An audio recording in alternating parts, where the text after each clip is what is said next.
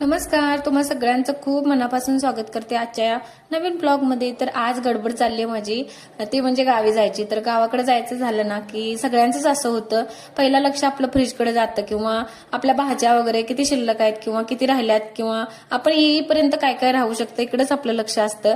तसंच माझं पण चाललंय आज। तर काय काय शिल्लक आहे, तर पालेभाज्या तर काय आपण येईपर्यंत राहणार नाहीत कारण त्या खराब होऊन जातात। मग कोथिंबीर पण भरपूर होती आणि मेथीची पण भाजी भरपूर होती। तर म्हटलं चला याच काही स्नॅक वगैरे करून आपण गाडीतून खायला घेऊयात, म्हणून मग मी तेच बनवायला घेतलं आणि कोथिंबीरच्या वड्या करते मी इथं। तर इतर वेळी तशाही कोथिंबीर वगैरे वड्या करायला होत नाहीत कारण कोथिंबीर खूप महाग असते आणि ह्या सीझन मध्ये कोथिंबीर आता स्वस्तही असते आणि भरपूर मिळतेही, म्हणून म्हटलं त्याच्यात छान अशा वड्या बनवून घेऊयात। तर मी प्रवासात खाण्यासाठी म्हणूनच बनवत होते आणि त्यानिमित्तानं होतील पण वड्या खाणं म्हणून मी बनवल्या। तर आज संध्याकाळीच म्हणजे मी रात्रीच भिजत घातलं होतं पीठ वगैरे, म्हणजे मळून ठेवलं होतं आणि दुसऱ्या दिवशी सकाळी मी आज करते। तर ते शूट तुम्हाला दाखवते। छान अशा मी म्हणजे 10-15 मिनिटं त्याला शिजवून घेतल्या आणि त्याच्यानंतर कापून घेतल्या।